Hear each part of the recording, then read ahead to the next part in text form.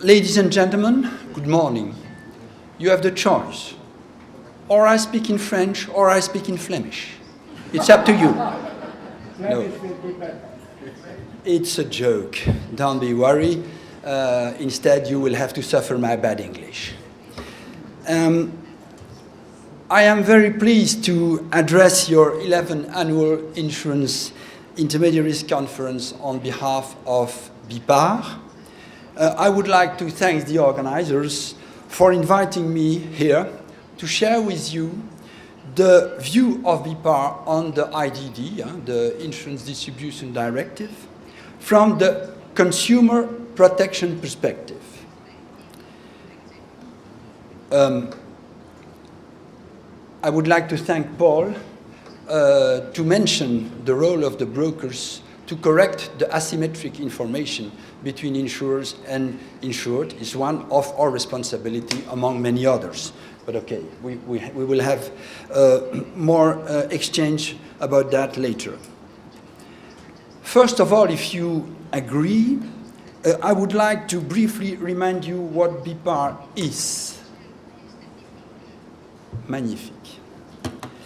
As the European Federation of Insurance and Financial Advisors, intermediaries, BIPAR groups 52 national association of agent, broker, financial advisors from 30 countries, not 32. We were too ambitious there. Our main mission at BIPAR is to promote and to defend the intermediaries' interest in European public and regulatory affairs. In this respect, BIPAR is the single voice of about 1 million professionals vis-à-vis the European institution. It is vis-à-vis the European Commission, the European Parliament, the Council, and also with the ESAs, the European Supervisory Authorities. When talking about Europe, it must be considered that national governments, administration, rules makers, politicians have an important role and impact on the European regulation. They are co-legislators and co-responsible for those European rules. That is why BIPAR cooperates and interacts so closely with its member, the National Association. BIPAR is involved in many other issues than IDD, and my colleague Ivica will mention some of them. As far as I am concerned this morning, I will stick to one of the crucial objectives of the IDD to strengthen the consumer protection. It is the key objective of the IDD, together with the further development of the European single market for insurance.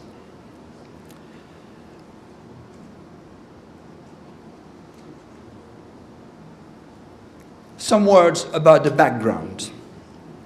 From 2002 to 2016, 40 years, it was a long way to Tipperary, as British say. The first directive, it was on insurance mediation, only mediation, was adopted on 9 December 2002. The need to review the IMD was acknowledged during the implementation checks carried out by the European Commission between 2005 and 2008. It is to be noted that some member states only implemented the IMD into national laws in 2007. On 3 July 2012, the Commission proposed a recast text of the IMD. At that time, the overarching objectives were undistorted competition, consumer protection, and market integration. on 30 June 2015, following the final trilogue negotiation between the Council, the Parliament and the Commission, a political agreement was finally reached. The new directive, called now IDD and no more IMD, was born and signed on 20 July 2016 and published on 2 February 16 in the official journal.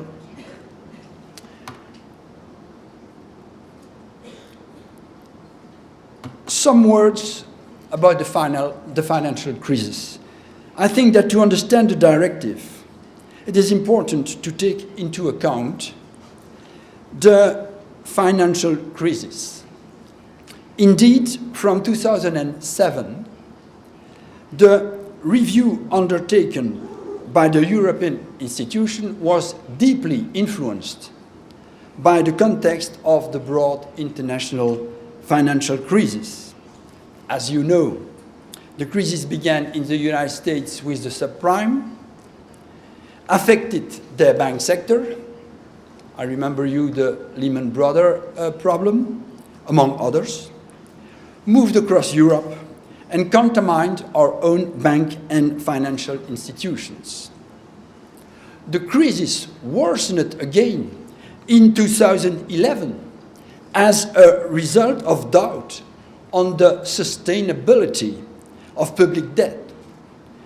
Indeed, the huge growth of the public debt was at that time related to the involvement in panic and in urgency of many European governments to save their own bank system. In the last years, several aftershocks occurred, as a seismologist would say. Obvious result of all this, the consumer confidence was seriously undermined. Therefore, all the European authorities' bodies reacted very actively to restore investors and consumer trust in the finance system and in its several components, among which the insurance intermediation. Let me mention, concerning those reactions, Solvency II, MiFID II, which is delayed, Mortgage Credit Directive, PRIPS, IDD. Is the IDD in line with this ambition to restore the confidence of the consumer? BPAR strongly believes that the IDD reaches effectively its aim. The consumer will be much better protected after the transposition phase. To demonstrate this, I wish to highlight 7 reasons. The first one is the scope. From IMD to IDD, from the mediation to all the distribution channels now. So when analyzing what is in the IDD for the customer, then I would say first of all, a wider scope. The IDD and most of its requirements apply to almost every insurance product and service that is on the market. Let me mention price comparison website or ancillary intermediaries. They are explicitly mentioned in the IDD.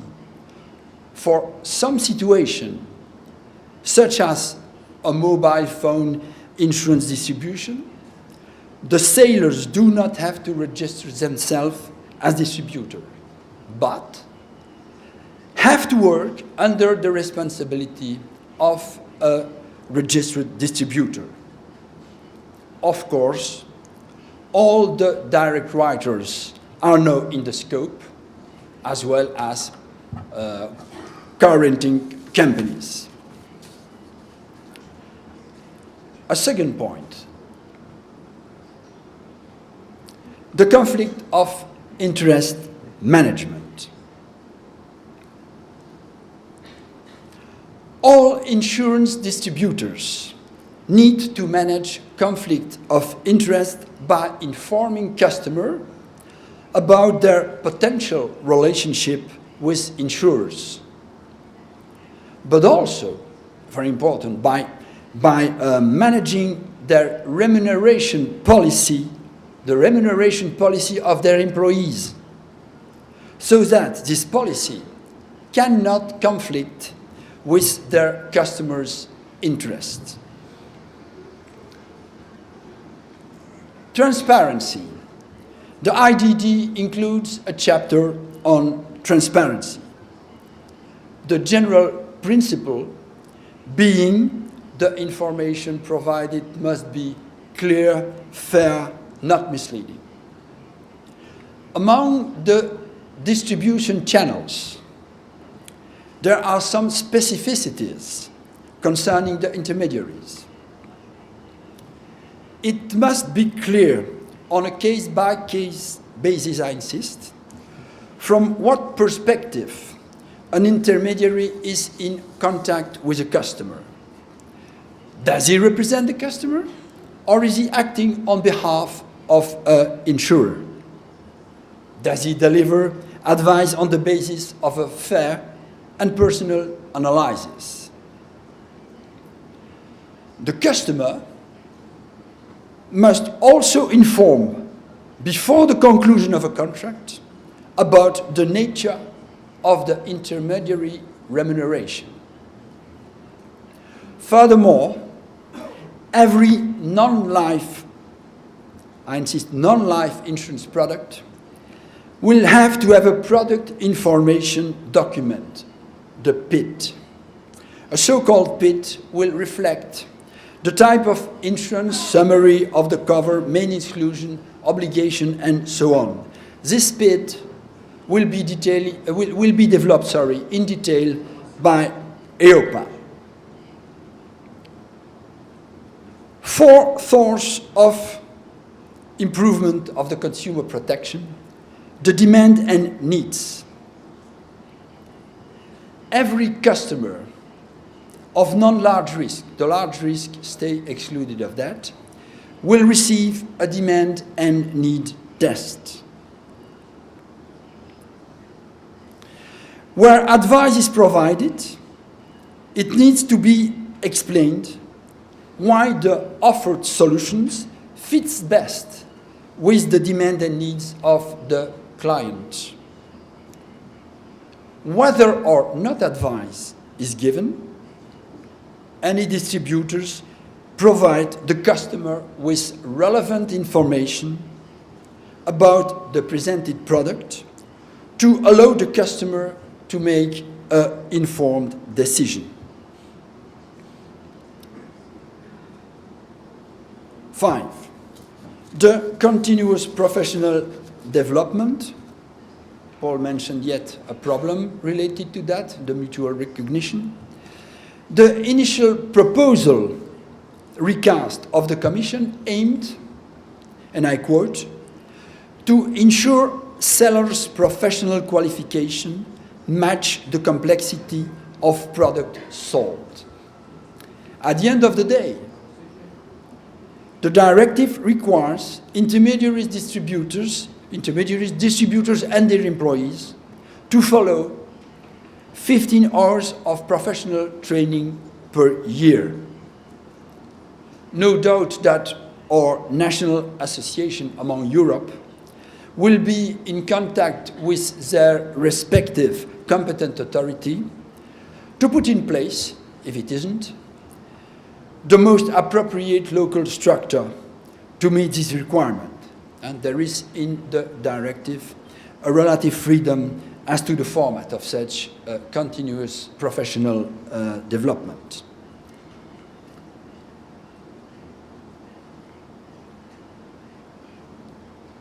Mentioned here. The product governance. Next point. It's also new. The product oversight and governance article is inspired by other directives. In summary, it should ensure that the insurance product manufacturer considers very early in the product development process the needs and interests of the target market of a future product. It also requires that the distribution strategy is consistent with the target market. The large risks are also out of the scope of the POC, the product oversight and governance requirement. In my view, personally, as broker, I don't speak in my capacity of BIPA representative, there are for us mainly to adapt the product, to put a more tailor-made approach. There are some problems. There could be tomorrow some problem with that corporate governance approach.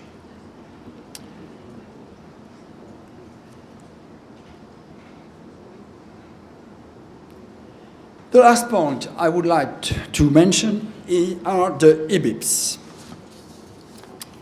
On the top of all what I said, there are extra protection measures for the distribution of EBIPs, insurance-based investment product.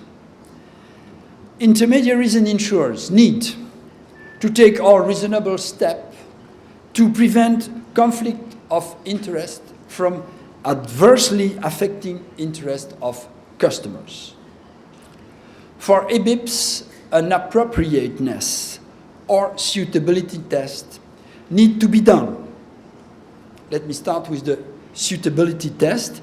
It means that where the intermediary or insurance undertaking provide advice, we are in the hypothesis of an advice, it has to gather from the potential customer, client, information regarding four aspects, four things. The knowledge and the experience of the potential customer in the investment field to consider, as well as his financial situation and his objectives, horizon in time. The idea is for a person to check and to assess the suitability of the EBIP with the risk tolerance and with the ability to bear losses of the person. In the hypothesis of an absence of advice, and I remember you that an advice is defined in the directive as a personalized recommendation, then it is the appropriateness test and process which are to apply. It is less intrusive than the suitability test.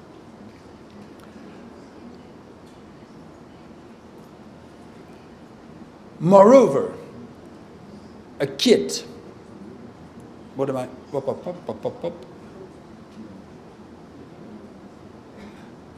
Sorry for the wrong manipulation.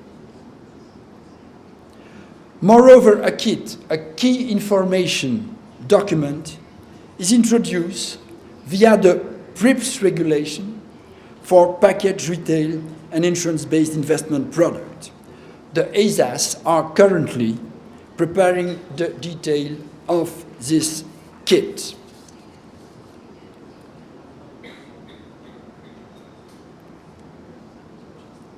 In brief, the IDD means, for BIPA, a substantial step forward for the consumer protection. The slide behind me, and together in front of me, highlights the important reasons which certainly should participate to restore the trust of the European citizens in their insurance distribution industry. I confirm you that BIPA support the new regulation. We are convinced that the intermediaries everywhere in Europe will put the additional necessary efforts to remain the major channel, the major source of added value in the benefit of our customer. One caveat, nevertheless. We are extremely worried about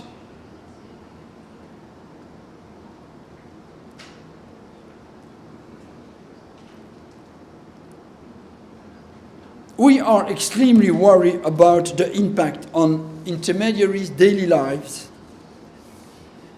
of the administrative burden due to the formalization of not only the compliance, but also the sale, advice, and service process.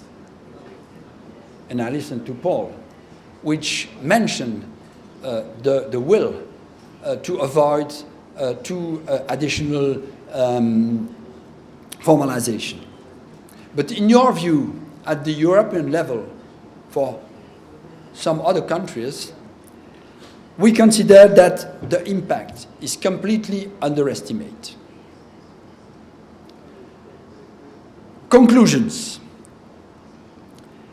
Ladies and gentlemen, I hope to have given you an overview of the extensive consumer protection measures in the IDD. The question is now, will all this become reality in a proportional, realistic way? Or will these rules let just to administrative burden, as I mentioned it? A lot will depend on the national implementation, the delegated acts, and we hope that although the IDD is a minimum harmonization directive, it will be looked as a maximum harmonization text.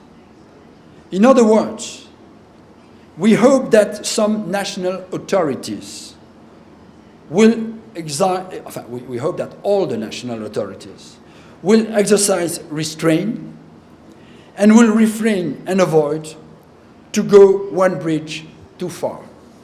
I thank you for your attention.